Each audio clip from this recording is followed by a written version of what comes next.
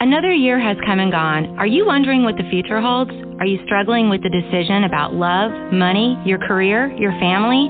StarzPsychics.com, that's Starz with a Z, has the answers you desire. StarzPsychics.com is the best and brightest advisor site on the internet, staffed by top-rated, professional, fully tested, and certified advisors. This is the real deal. At StarzPsychics.com, you create your own personal account, and you pick your advisor by reading their extensive bios. Then you decide on a budget that you are comfortable with. Your pathway to a clearer and brighter future is just a few clicks away. No gimmicks, no bait and switch. StarPsychics.com has daily blogs and lots of links to help you develop your own intuition. Log on now. That's StarzPsychics.com. Remember, Starz with a Z. And here's the best part. They're available 24/7.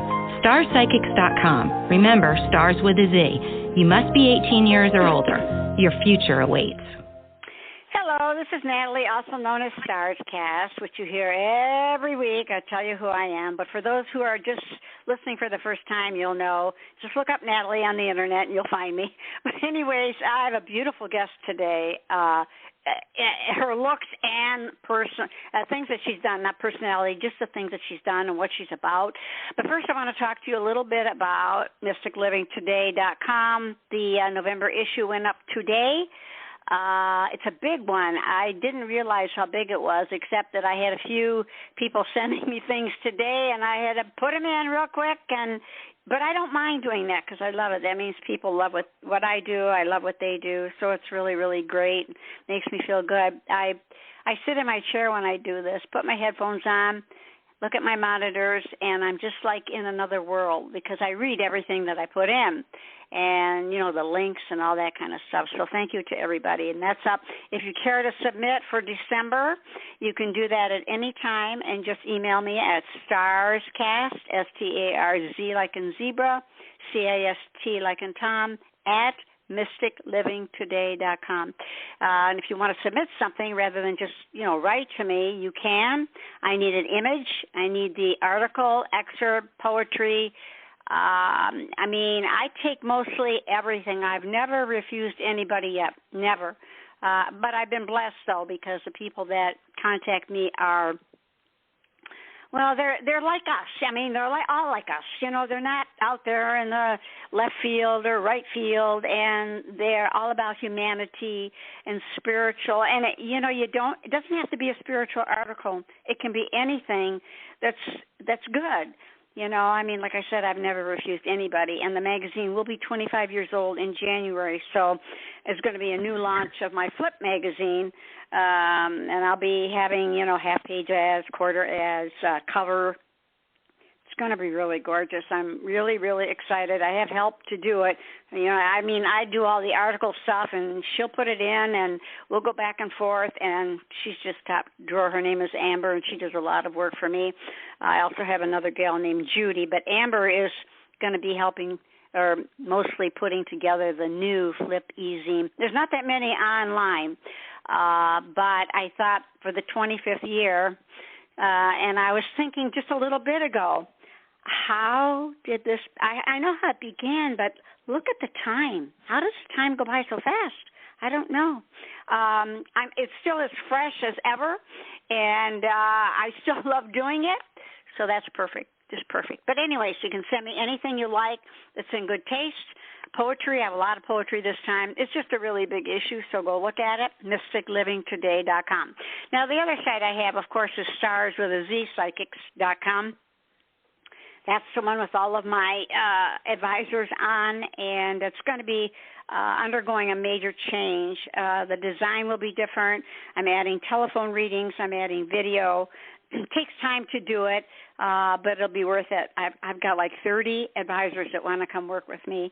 And why, I asked the gal, and she works for me right now, and she said, because they've heard about you and they know how nice you are, and I am. I don't mean to toot my horn, but I am. I love what I do, and I love people. And so that's enough about that. Anyways, we're going to have new changes there and specials. The rates are going to drop for the time being. Everything is always a limited time. I learned that in retail in the 12th grade. The teacher said, now look, she says, if you're going to do a special, you can do a special, but you never drop the existing rates because you can't go back up. And that is so true. So that's always in my head. When my webmaster puts it up, I just put for a limited time only, or, you have to have something like that because you have to kind of adjust rates all the time. So that's good. But right now, let's try. I'm going to bring in my guest. She's so upbeat. I could tell. I only talked to her for a few minutes, kind of like talking to myself. Everybody says that I have so much energy. Well, yeah, I do. I think because I just love what I do. But anyways, this lady is a philanthropist. She's an author. She just had her book out not too long ago. I have to get back down here to this little thing that I have here about her. I have her website, and we'll talk about that. But her book came out in February of this year. And, it's called Build Your Village, a guide to finding joy and community in every stage of life. It's really strange when I get guests to come on. They always come on at the right moment in time. It's divine order, of course, but for what's going on in the world and what this lady does, she's a village and childcare advocate. Well, look outside. Look on your television, you'll see how perfect this lady and all she is and what she's doing. So let me bring in my guest. Her name is Florence Ann Romano. How are you, Florence? You okay today? Oh my gosh, Natalie, aren't you just such a light? I'm so happy to be here with you and to be with you all. Well, that's great. Well, I don't know if I'm a light. Well, I am a light. I do love and light. That's what I've always done. And but anyways, I want to know how you began, because a lot of people are out there that are going to listen, or they're listening now, will say, well, but how did she get started doing this? I mean, you've been on a lot of networks, and what you're doing right now. How did this begin for you? Well, really, it began back in my days as a nanny. I was a nanny for over 15 years, and I loved it. It was one of the best experiences of my life, and it gave me an opportunity to really see human behavior, see the dynamics of families and interactions and chemistry and negotiations and compromise and the whole thing. I got to see a lot inside those homes. And several years ago now, I wrote a children's book, Nanny and Me, that taught children what happened when you have a nanny in your life, a caretaker. What happens when you transition from your parents to taking care of you or going to a daycare or having a nanny in your home. And at the time, the statistic was over 65% of families in America had a nanny or a caretaker. And I thought, gosh, this is part of our culture. This isn't a trend. And we really need to pay attention to this, that other people are helping us raise our children. And I think it's a beautiful thing. I think it can be a very powerful thing, but it has to be addressed correctly. And so I got the chance to do a lot of media regarding childcare in the millennium. And after I retired from being a nanny, which was the same time I wrote the book, I had started a digital content company and was running that and doing my media. And then COVID hit. And I started hearing people talk all the time about the village, it takes the village, it takes the village. Well, where is the village? Is there a phone number to call? Is there a roadmap for this village? What is this village? What in the world is this village? Right? What is it? And so, during COVID, I really felt like on a global level, we all knew what it felt like to lose our support systems. And how often, Natalie, can you say that we know what it's like to lose our support systems? That's a very rare thing. And so as I, was kind of, taking the temperature of society at that time, I thought, you know what, it's time to answer that question about where the village is. And I thought, that proverb, it takes a village to raise a child, it seems a little limiting, because what if you don't have children? Does that mean you don't deserve a village? Does that mean you don't deserve to find your people? Well, of course you deserve to find your people. So when I wrote my book, Build Your Village, a guide to finding joy and community in every stage of life, I established 6 archetypes of villagers, 6 people that you identify with. Who am I of these 6 people in other people's villages, and who do I need of these 6 in mine? And the book reads like a roadmap to the answering the question, where is the village? And how do I find it for myself, no matter whether or not I have children, no matter what I was born into in terms of my family, that you have the choice. You have and can feel empowered by the fact that you can create and find those people for yourself. Well, it's true, but, especially this is so important right now. And when, COVID changed a lot of things, I know right away online, although my business for my Starz was holding on. It was doing so well. But then after people started recovering and going back to work, things changed. And, of course, the world is topsy-turvy right now. I mean, I'm not very happy with it, and yet we can't blame anybody. We really can't. It's just, I think there's a turnover all the time in the world. I think every so many years something happens, and okay, here we go, But I think children are so important. They really are. I mean, I look back at my granddaughter, who's 19 now, and I said to my son a couple of days ago, I said, I want to go back. He said, where do you want to go back to? I said, I want to go back to when she was like 3 or 4 years old. Of course, it means that I'm getting older, but it's children. It's all about the children. And what's going on in the world with the children is horrific. And so let's begin here. What are the 6 roles commonly found in villages? I have questions, of course. The 6 roles that I created, those 6 archetypes that you're referring to, are accepting, dependable, fear leader, communicator, organizer, and healer.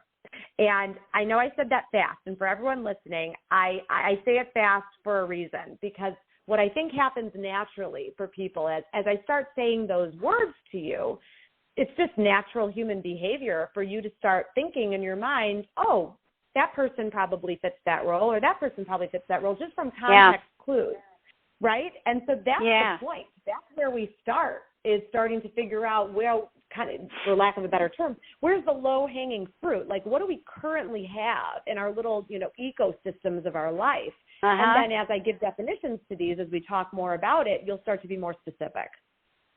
And, when you were saying those, I was thinking about myself. And I can't apply to each one of them. Maybe, I don't know, but I really don't think so. Organizer, yeah. What's the other one? Organizer, tell me again, and I'll tell you if I am or not. I don't know. Okay, so while that's, this is a really good time to probably give a definition to it. So accepting, that's the first one that I say that's probably the most important for you to establish, and that's the non-judgmental one, like the first person that you would go to confide in about a problem or confess a secret to. So would you say that's you? And it's also accepting others, but yes, that is me. That is me. Okay. Yeah, that's me. Okay, Wonderful. So I got to start there. You got to start there. But you know what? Not everybody needs to fit into these 6. Sometimes, and that's an important point too, you may be all 6 of these at one time in your life, and then maybe at another season of your life, you're going to be 3 of the 6. And there's no wrong answer. And that's the way life is, depending on what you have going on in your life. And maybe there's one of these villagers that you think, you know what, I could be doing more of that. I'm going to work on that this year, and that's what I'm going to really lean into. So, just that little caveat there to everyone listening. So the second one, dependable. This is the person I say is like your emergency contact, someone that's actually going to answer the phone, even though I don't know if anyone does that anymore except for me. Are you the dependable one that you know that someone can go to if they are stuck in a ditch somewhere or they need something? You are their person. I am. Okay, without a doubt. Okay, so there you go. Cheerleader is the third. So this is the one who inspires. So the one, like, perhaps you're making a life change, though. This could be a person that's with you during a moment of transition, not just a yah person. This is someone who's going to be next to you through that. And so you say yes, cheerleader to that. Then communicators, number 4. This person has your best interest in mind. They're curious and even-tempered. capable of seeing other perspectives. They don't turn up the heat on the stove. They put a lid on it. Would you say you're the communicator? Yeah, and, back to the cheerleader, I tend to, because a lot of times when somebody's doing something, I don't have a lot of friends. I have a lot of friends, people all over the world. But I mean, in my realm right away, all the time, every day or every other day or whatever, there's not a whole bunch of them. But if somebody has something brand new going on, I mean, I'm right there for them. I want to let everybody know what they're doing, and I cheer for them, and that's what you do oftentimes, is you cheer for people because you want them to succeed. Yeah. Communicator, yes, of course I am. Look what I do. Yeah, look what you do. Exactly.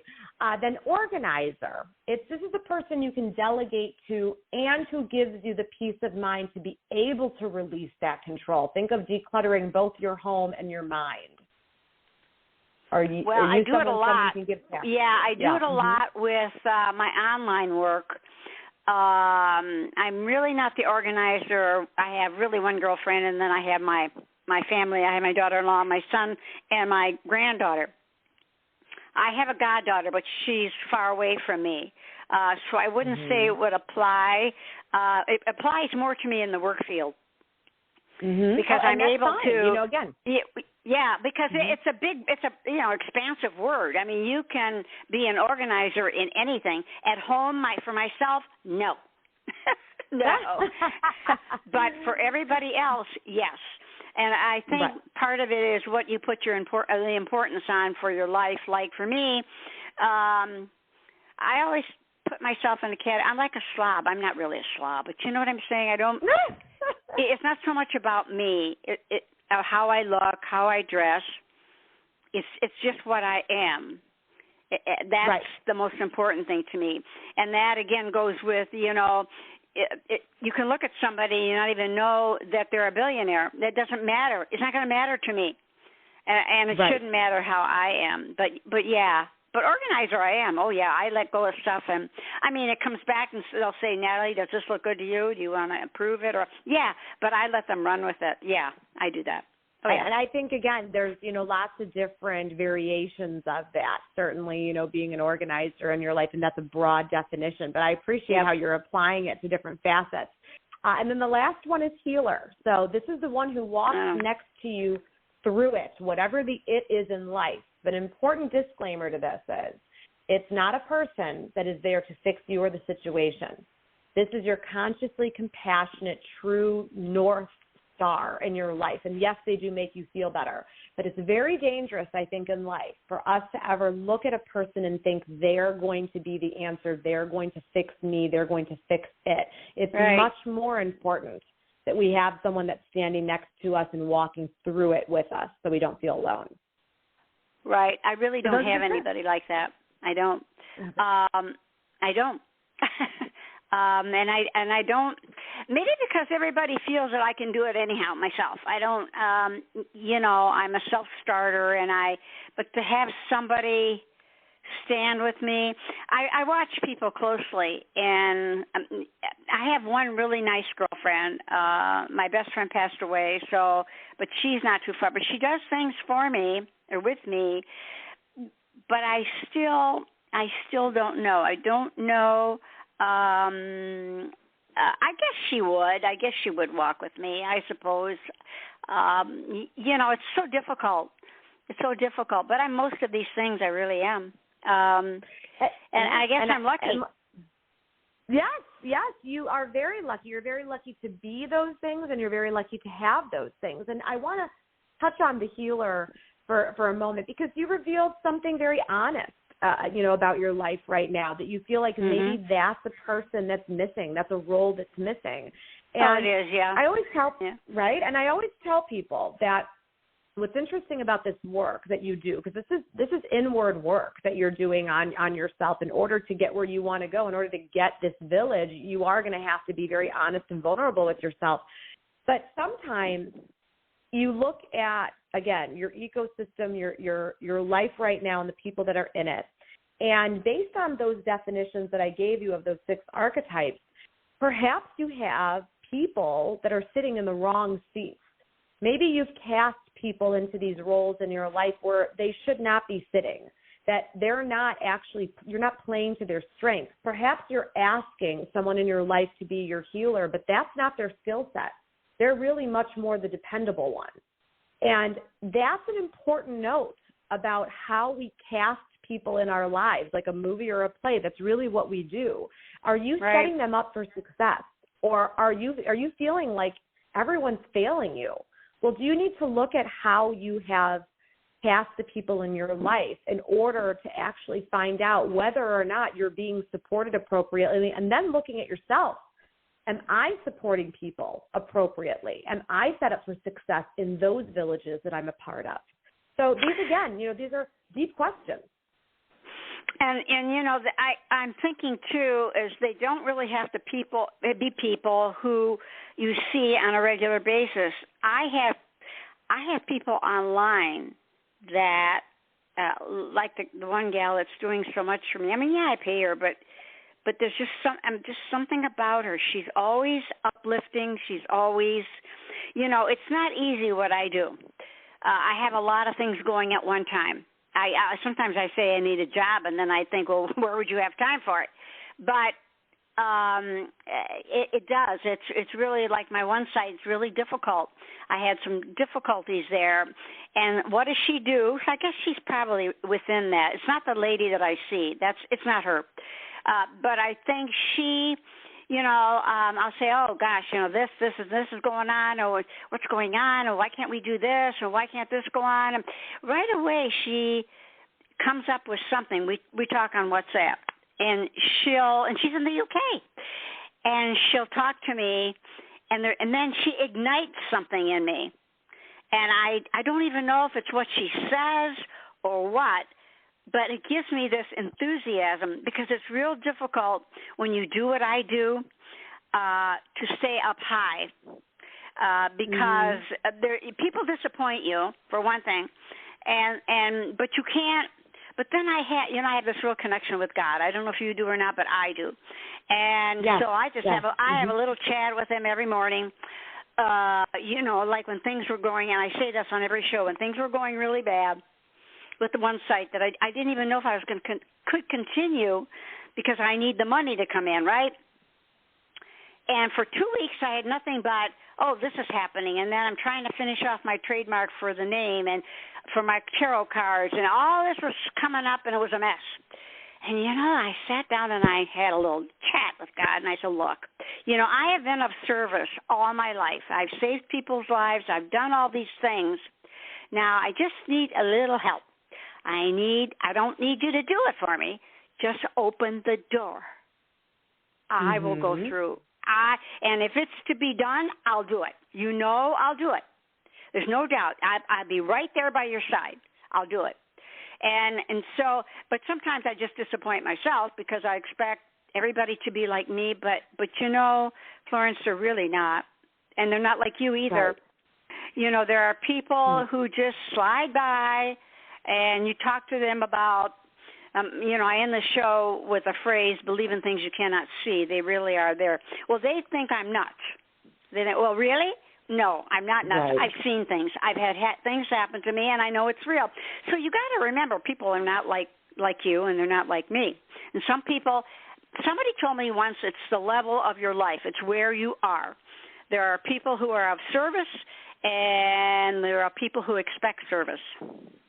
And that's true. That's a very good point. That is a very good point. There are people that expect service. And they expect you to do it, But this one gal, when I just always know, and she's got all these ideas, and she was with me before, but when things start, I said, I don't know how long I can't afford this on my own. It has to keep making money. It just has to.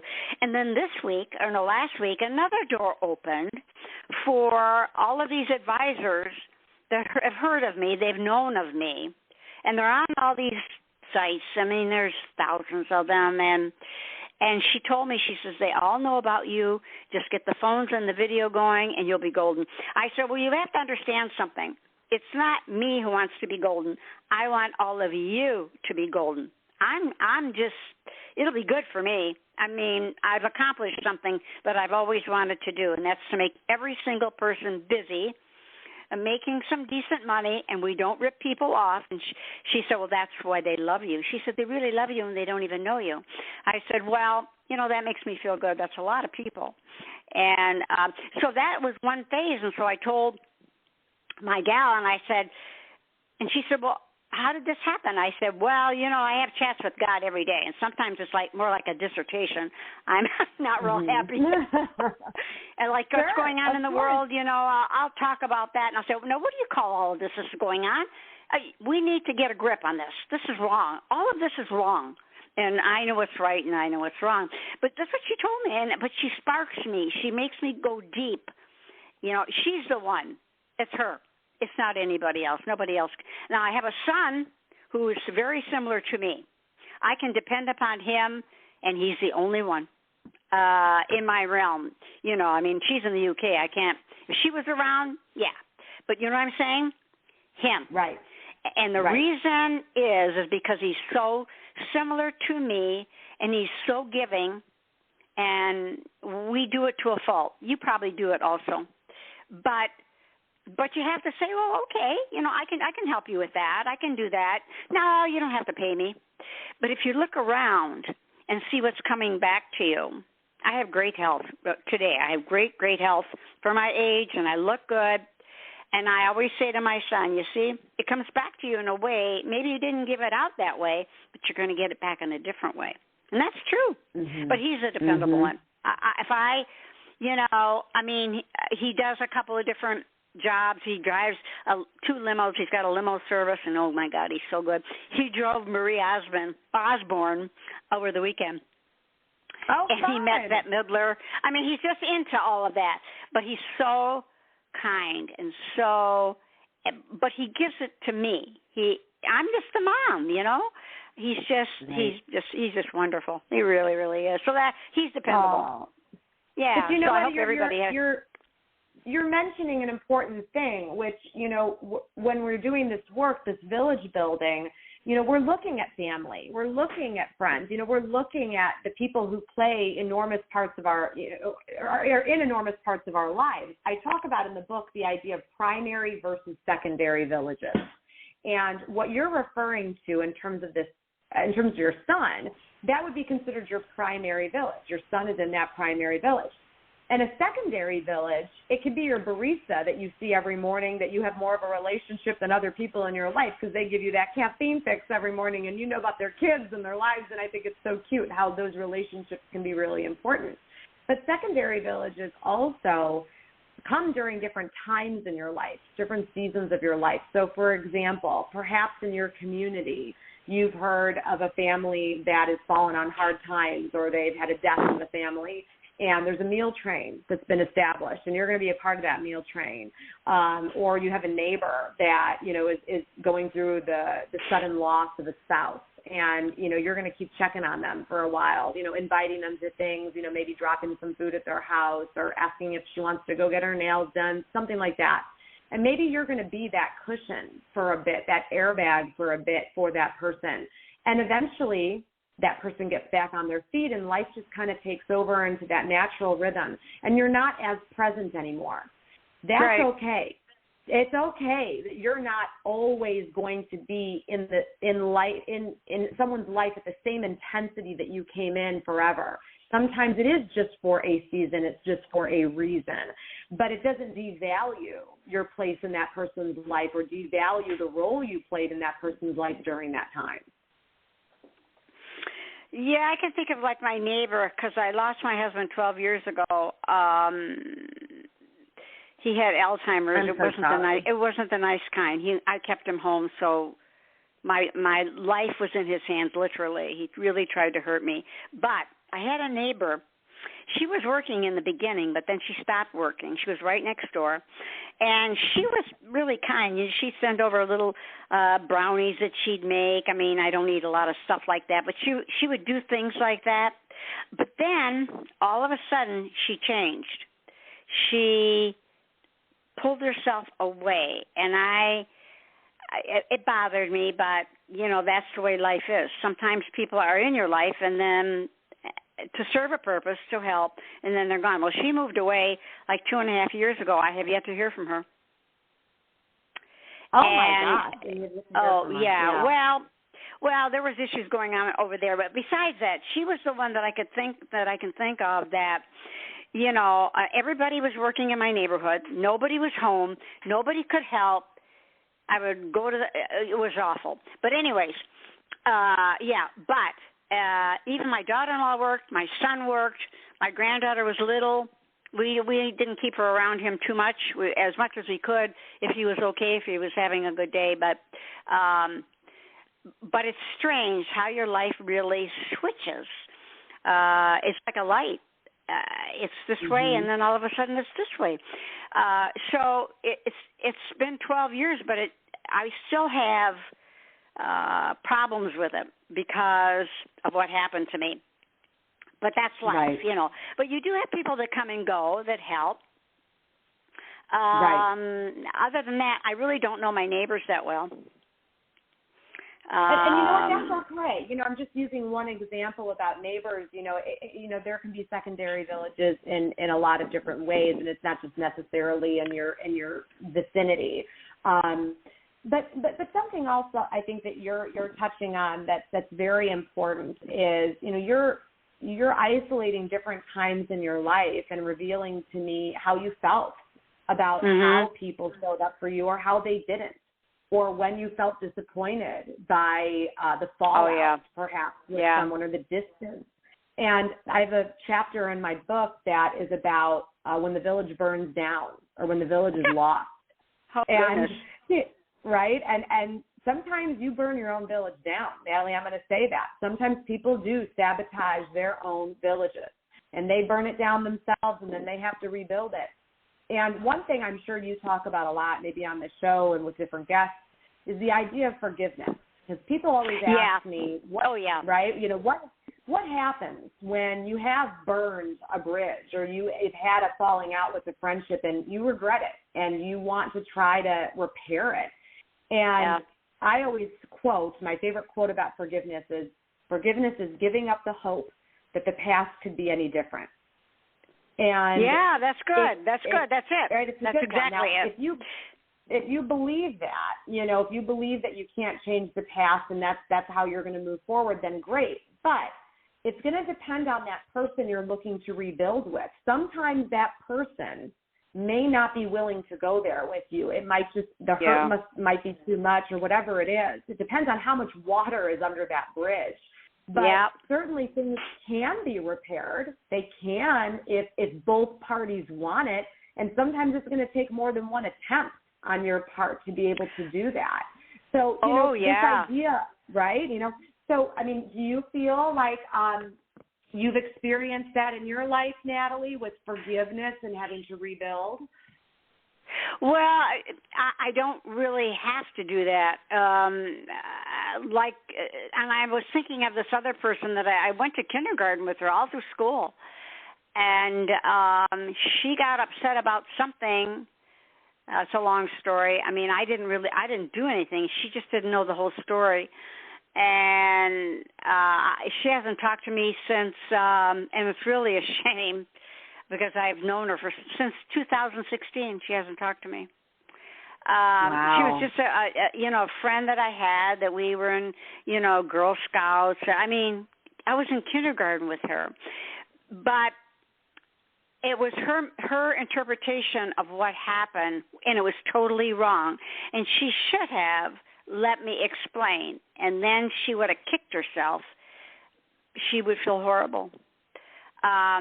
Wow. So I really try not to think about that. I can't do anything about that. I'm not gonna step forward, and I'm not gonna go back. I can't. Sometimes people just have this way about them, and you could do cartwheels on their lawn, and it wouldn't really matter how you explain something to them. It's at that moment in time, and that's sad. In a way, it's sad. I'm trying to think what the other one was.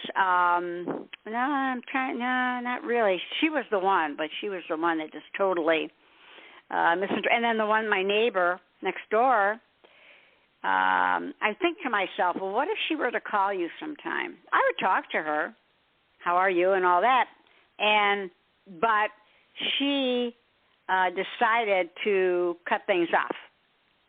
And, we saw each other just before she moved. I said, give me a call when you get there or sometime when you're settled. Give me your new number. Okay, I will. Never heard from her. Wow. So yeah. And I knew her 20 years. She lived next door to me for 20 years. But things like that happen sometimes. It bothered me.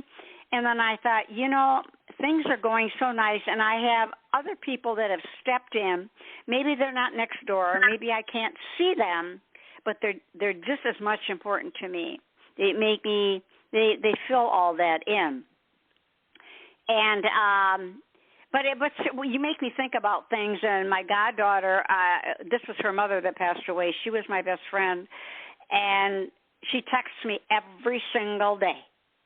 Every day. Wow. Yeah. She's in Denver. I'm in South Carolina. But you see, the childhood friend, that's the reason why she got mad at me, is because I didn't call her when I went to the funeral, and I was only there for 36 hours to hold my friend when she died. But I never got to explain that to my childhood friend. She has no idea. So she, and it's wrong. It's so silly. She'd hate herself if she knew. I got mad about what? Because I didn't call her. I didn't go see her. But I was there specifically, and to hold. I held her when she died. She waited for me. Oh my my goodness, son was with me. He was holding me. I was holding her. It was beautiful. It was beautiful. And it was from that moment on that my goddaughter.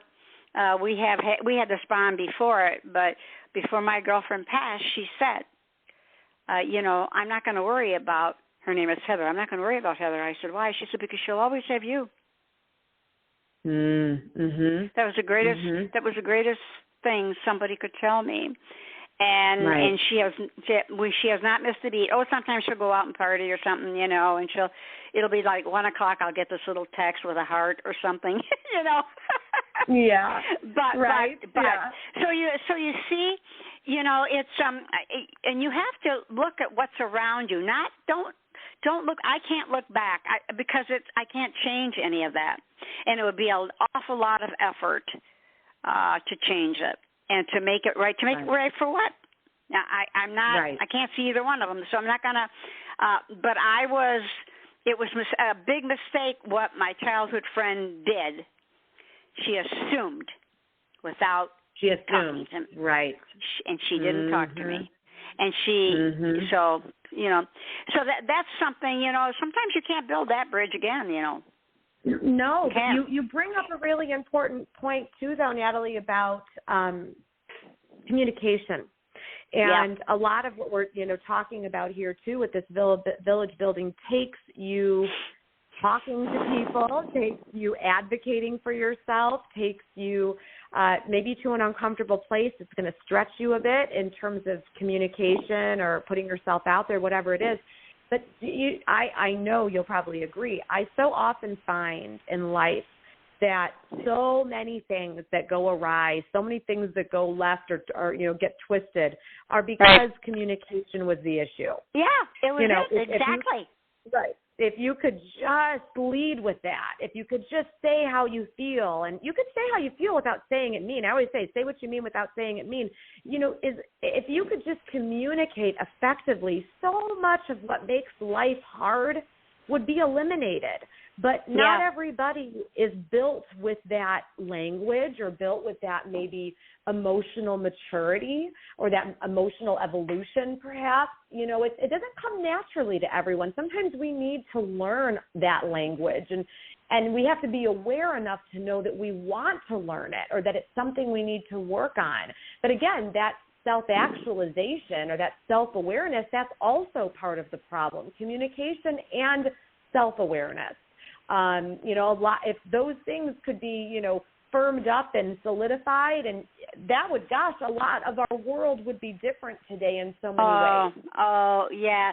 But the one thing I have done is and I've known her as long as this other childhood friend. We lived across the street from each other.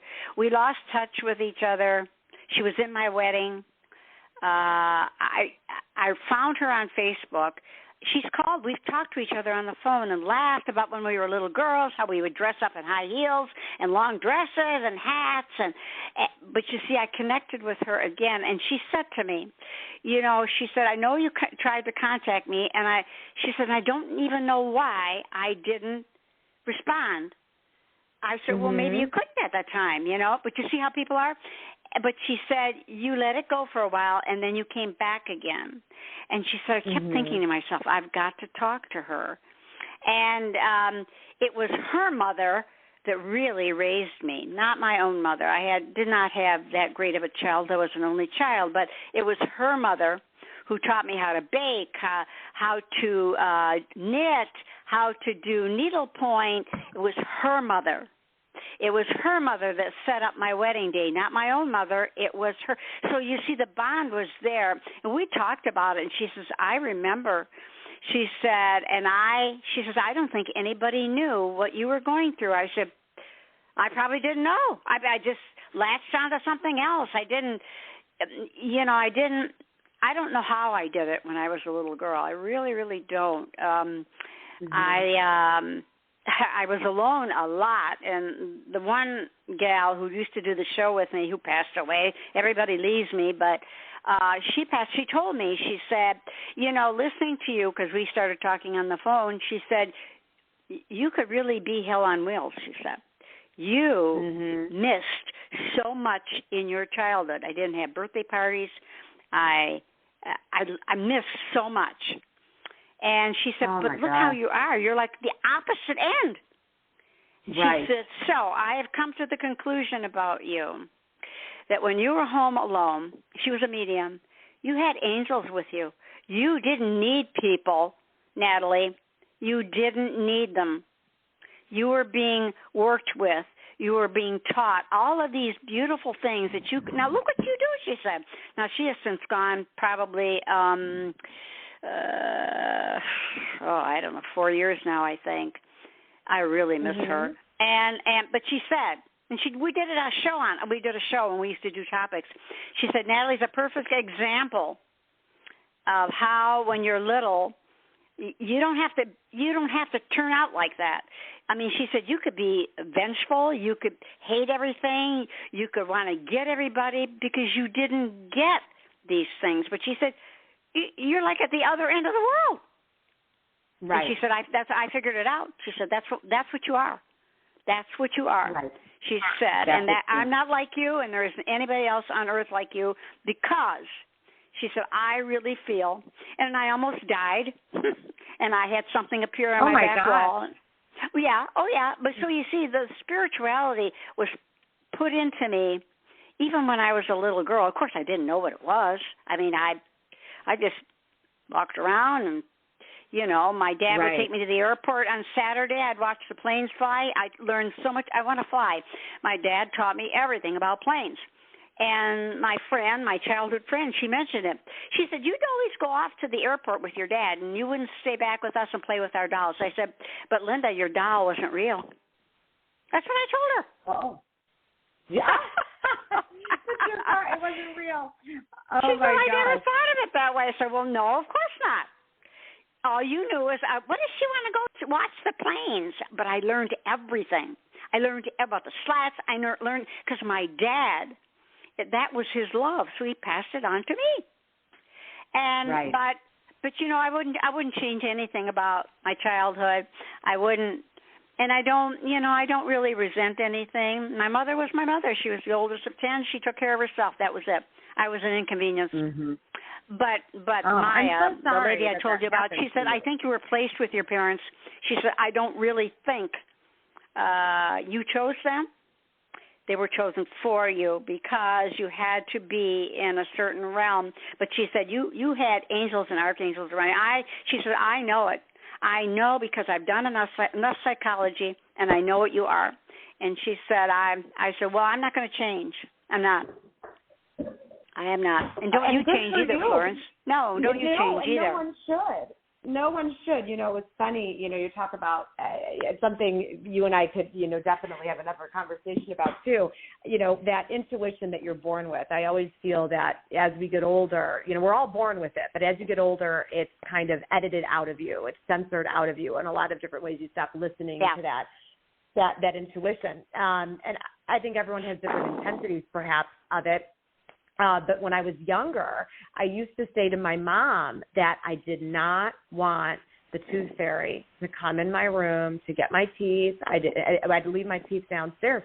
And my mom was like, that's so funny. She doesn't want anyone in her room. And I used to say to my mom, I'd look at pictures in the house, and there are pictures of maybe angels or things like that. And I would say to my mom, I need that picture out of my room. I can't have that because I see them. And so my mom, like as a child, had no idea what I was referring to. But as I got older and realized kind of there was something within me that was, you know, pulling me kind of toward, you know, a different exploration of the other side, perhaps. Yeah. That maybe I was seeing things or hearing things or, feeling energies or things like that. So to this day, my family always says, we just thought you were kind of crazy. Well, yeah, growing up, but you see, I didn't have that when I was little. I had to be prepared for something else, which we all are. And I didn't even know it until I talked to Maya. Right. Maya told me. And Maya said, there's just no doubt in my mind. And she said, and almost passing and all of that. And I love my life the way it is, even though I'm alone a lot, and I am alone. You can call and talk to people, but and I have my one friend we go to lunch maybe once a week, sometimes not. It depends on what's going on. But now, see, she got me through a difficult time when my husband first passed away because she got me out. She got me with people. She got me, I want you to come with me. Will you come with me? And I said, yeah. And, my son kept saying, don't say no because she's going to stop asking you. And so she really helped me in that sense at that time. And yet I can count on her if I say something, she'll say, well, maybe I can do that and pick you. I don't have a car. Okay, not that I can't drive, I just don't have a car. And she said, maybe I can do that. Let me see what my schedule is. And she'll be there. She says, if I have to go someplace, I'm just so lucky I have this core around me. But there are some days I would like to be able to drive myself. But you're right. People come into your life, and all of a sudden they're there, and you can rely upon them. There's another gal 2 doors down from me now. Nobody liked her in the neighborhood. She always liked me. I always liked her. She was very nice. Well, she's come over several times. She parks her car in my drive, and we laugh. And I said, oh, it's nice to see my car sitting here finally. And we laugh about it. But I could count on her if I had to. You see? Now, my next-door neighbor, I have a police officer and a fireman on the other side. How great is that? That's amazing. But, well, it is. It was planned. It was. That's the way it's supposed to be. And and then there's a guy across the street that I've known. He moved in after I did here. Listen to this. This is going to make you feel good. We get bad storms here in South Carolina. The wind and everything falls and all that. I had a bunch of stuff on my lawn, in the front lawn, and my son couldn't come and get it. Big, huge limbs came off my trees. I'm surrounded by pine trees. And one day I looked out, and there he is. He's picking up all of these limbs. And I went out, and I said, Adam, what are you doing? He said, I've been waiting for somebody to come and help you, and and he said, I should say this loud, nobody in this neighborhood has bothered to lift a hand to help you. They know you don't have anybody here to do this. These are heavy limbs. So he said to me, next time this happens, you call me and ask me to come. I'll come right over. I'll do it. I had to sweep my drive of all the mess, and these people had blowers. That's how selfish people are. Had all these blowers. Wow. He said, how did you clean your drive? I said, with a broom. Oh, my God. He said, why didn't you call me? I said, because, I just don't. Now I'll call him. Right. Yeah. I know. But you see how people come in your life? Yeah, they do that. But sometimes they go away. But they're here for a time being, and it's really wonderful. And you have to recognize them. You have to recognize them. You do. And I think, how we show up for each other in life, and knowing that we are worthy of it. We're deserving of people to show up for us and help us. You always hear people say that the number one fear people have in life is public speaking. I always say that. I mean, that's not a problem for you and me, probably, Natalie, but for a lot of people, they don't like it.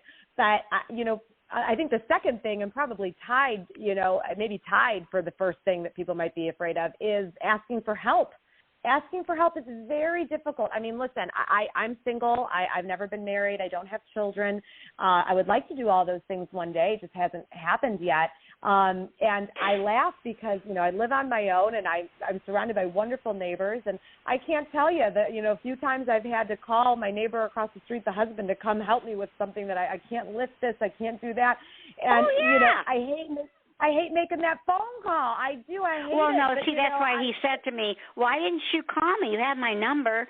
Because they had to do the roads in the subdivision, redo them, and he knew I was gone, and he called me and he said, we had asphalt put down again, and it was getting kind of like dusk, and we don't have street lights here in South Carolina. It's not like Detroit. I lived in Detroit. That's where I was born and raised. You have street lights everywhere. We don't have them here. So there was only one little lit at the corner. And he called and he said, are you coming home soon? And I said, yeah. He said, I'm going to walk to the corner. I'm going to walk you home. Make sure you get there. That's the guy that picked up the limbs off my... my gosh. Oh, my gosh. Yeah. If he was younger, he'd be a great catch, that one. Right. Yes. Well, yeah. But I had another friend, that a male. I could ask the fireman. The police officer, he's not real friendly, but his wife is. But the fireman, I could ask him. I don't even really know his wife. I guess she's still there. I don't know. But you see what I'm saying, how people are? But he was mad. He said, all these people that had blowers, and they saw all of it, and they didn't bother to ask you if you need help? Right. I said, well, I was sweeping my drive, and the other guy was kitty corner. He was using the blower on his drive. He didn't even blink. He didn't even blink. Yeah. I mean, but that is the truth, unfortunately, about people, that some people do not think about how they can be in service of others. Some people do not. No, but that's what I do. That's what you would do it. Hey, Natalie, you need some help over there? I mean, even if you were as little as I am, it didn't matter. Oh yeah, between the two of us, we can do it. You know what I'm saying? You would do that. You know what, but Natalie's right. People don't, though. They don't, I don't know, not everybody's built the same way, right? People don't necessarily, all think the same way. And I think that's one of the reasons why in life oftentimes we're so disappointed sometimes, is because people don't treat us the way that we would treat them or we would treat the world. And it's disheartening. It can be very hurtful and painful to actually make that realization that people don't necessarily live by the same rules you do. No, they don't. They really, really don't. And the sooner you realize that, the better off you're going to be. Because now, when I was growing up, the neighborhoods were different. Because I'm a lot older than you, I'm sure. Neighborhoods were different. I mean, you helped everybody. I mean, I knew all my neighbors. Mm-hmm. Now, there were kids growing up that were the same age as I was, but there were also older kids. But it was a different time. People are so self-centered. All they think about is I, me, and that's the truth. And so if I can, I'll say, to inflict something on them that makes them think, why didn't I do that? I would love to talk to that neighbor over and say, I was struggling and I'm 102 pounds, 5'2", and I'm sweeping all this garbage, big limbs and stuff, lifting them up. I would like to say to them, why didn't you offer to help me? Right. See? And what do you think their answer would be? I didn't think about it. Yeah, exactly. I don't know. I wonder that. If you called someone out you called someone out on their behavior and say, why wouldn't you help me? If you actually said that to someone, I always wonder what their response would be. They'd probably would be offended. So they could be offended. Kind of like, well, that's not my job. Yeah. Right, exactly. See, isn't it strange? So how were they raised? Were they raised? Now, I wasn't raised like that. My father was wonderful. He was a gentle soul. My mother was known as the godmother of the insurance world. That's no joke. If I gave you an insurance job, because she was in charge, she was an adjuster, if I gave you this job, I'm going to call and ask a favor of you. She meant it. Mm-hmm. She meant it. Mm-hmm. But so you see, she was not. I was nothing like her. Now my father probably so. He probably did more than I even knew. But isn't that strange? It's all. I think. Right. It is. It is all. You wonder, yes, about how people are raised. And then one of my best friends, her mom, always said, growing up to her kids, if you're going to start a sentence with I, you better be ending it with a way you're going to help somebody. That's good. That's a good thought. That's a good way to remember. Really absolutely. Yeah. Right. And I love that. And you know what? I think if people could abide by that philosophy more in life, again, we would live in a very different world. And what their influences are. But my message to everyone out there is, if you know better, then do better. I mean, like if maybe you weren't raised that way, you weren't raised looking out for other people, you've learned that as you've gotten older from the people around you, the experiences you've had, you've become a different person because of that. Then it's your job to turn it forward. It's your job to keep that ripple going then. So once you know better, then do better. Then do that. And I think if we can, again, be self-actualized in that way, be self-aware in that way, that we're learning and growing and we're learning these lessons and we want to be better, we want to do more, then that is going to be the ripple effect of compassion and change in this world that we want to see. It would be nice if we could all have a lot of those good qualities, but unfortunately we don't. Right. But all you and I can do, what I do, is I put forth the message of what my life has been like. Because people say, well, how are you like you are? I'll tell you how I am, why I am. It's easy. It's not difficult to figure it out. But I think, too, that, we have to just keep putting the message out. I want to mention your site also, and your book, of course, Build Your Village, a guide to finding joy and community in every stage of life. Your website is Florence, FLORENCE, ANN.com.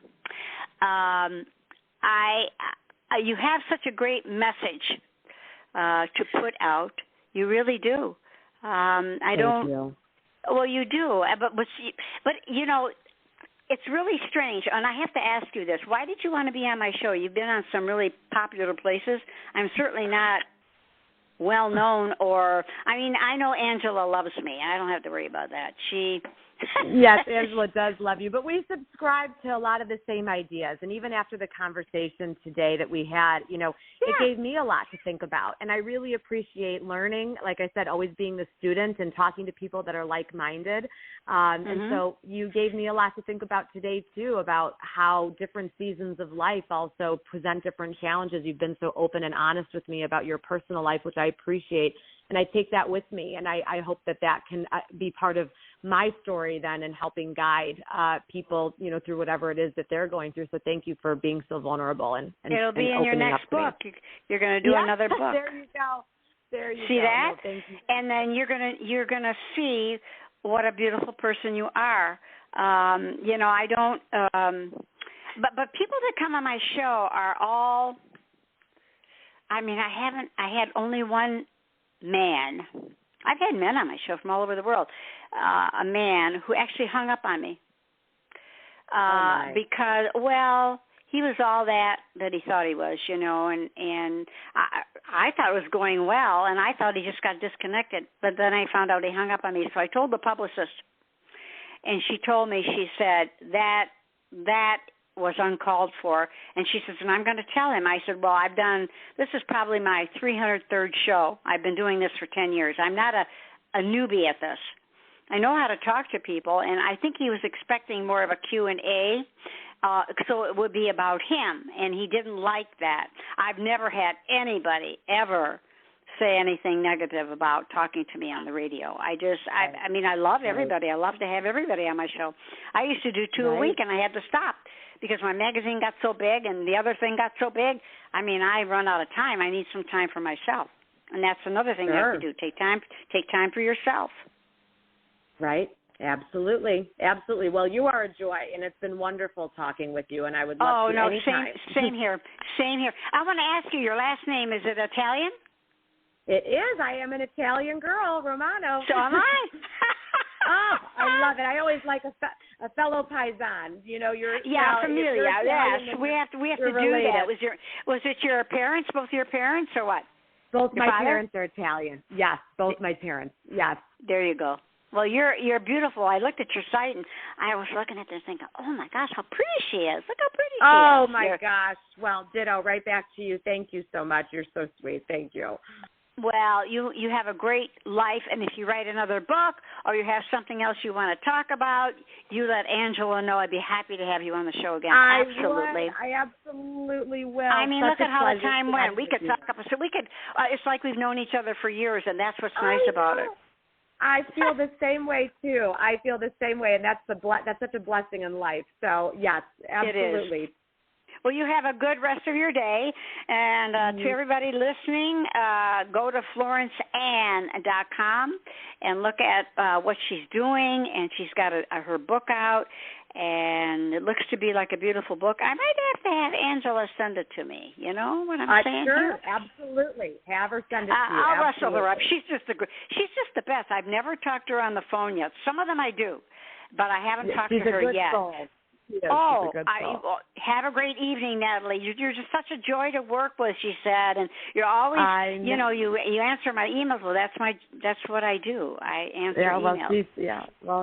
People should know each other like you should. That's right. Wonderful. That's right. Have a great day, and everybody next week I'll be back on 1 to 2, another great show, of course, and I'm going to leave everybody with this, and that is, believe in things you cannot see. They really are there.